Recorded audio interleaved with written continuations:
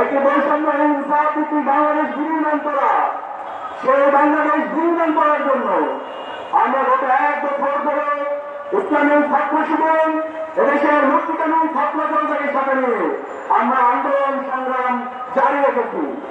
গত 1 বছর ধরে আমরা তাদেরকে সরকারে বসিয়েছি, শহীদ করে রক্ত যারা সরকারে বসেছে তারা জুলাইয়ের চেতনাকে ধারণ না করে তারা প্রতিবাদীদের ভাষায় কথা বলছে।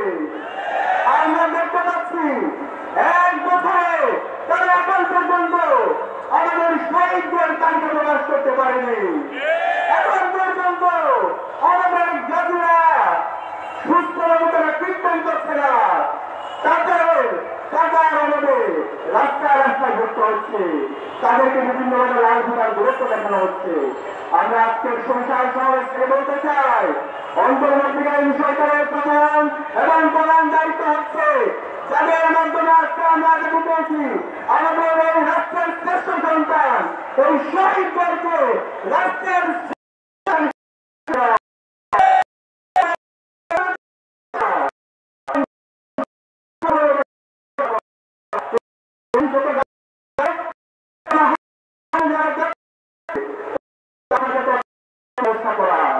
দ্বিতীয়ত আমাদের দাবি ছিল গত 16 বছরে খুনি হাসিনা যে কারণে খুন হয়েছিল, যে কারণে ব্রিটিশ হয়েছিল, পৃথিবীর সকল অবদানগুলোকে এই স্বাধীন বাংলাদেশের সরল উৎপাদন করা হবে। কিন্তু আমরা 1 বছর পরেও দেখতে পাচ্ছি এখনো পৃথিবীর অবদানগুলো রাষ্ট্রের প্রত্যেকটি প্রতিষ্ঠানে থেকে গেছে। যে পুলিশ হেলিকপ্টার থেকে আমার ভাই বোনকে গুলি করে শহীদ করেছে, আমাদের 2000 ভাই বোনকে শহীদ করেছে, 40,000 ভাই বোনকে গাড়ি করেছে, এখন পর্যন্ত সে পুলিশ সংস্কার হয় নাই, এখন পর্যন্ত মিডিয়া সংস্কার হয় নাই, এখন পর্যন্ত আমরা যাদেরকে ছাত্র মানুষকে পাঠিয়েছে তাদের বিরুদ্ধে বিভিন্ন ধরনের অভিযোগ করা যায়।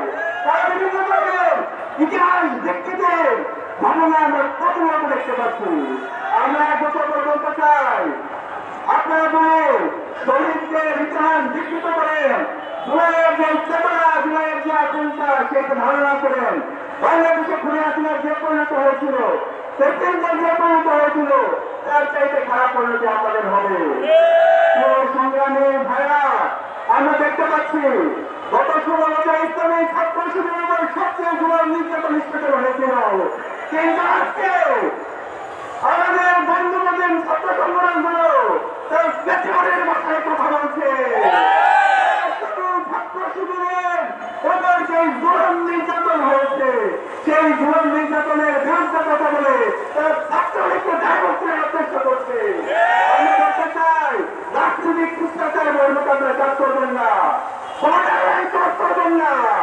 ছাত্র শিবিরকে যদি আপনারা অপহরণ করতে চান, বিয়োগ করতে চান, বাংলাদেশের ছাত্রলীগ আওয়ামী লীগের যে পরিণত হয়েছিল তার জেলে জিনিয়ে বানাইতে আপনারা সে পরামর্শ করেন না।